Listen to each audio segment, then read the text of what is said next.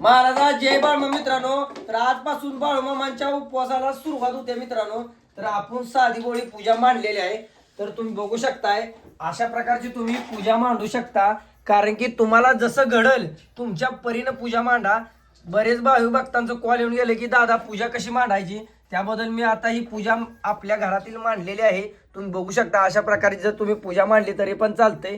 जर तुमच्याकडे बाळूमामाचा फोटो नसेल किंवा मूर्ती नसेल तरी पण तुम्ही उपवास धरू शकताय.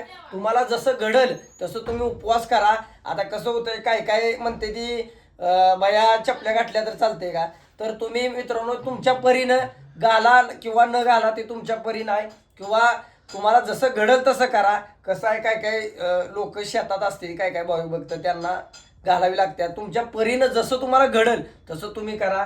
आपला देव साधा बोळा, आपला देव गरिबांचा देव आहे. त्यामुळे तुम्हाला जसं घडल तसं करा.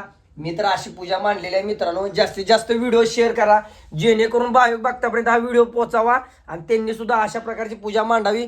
साधी बोळी पूजा आमच्या घरातील पूजा आहे मित्रांनो.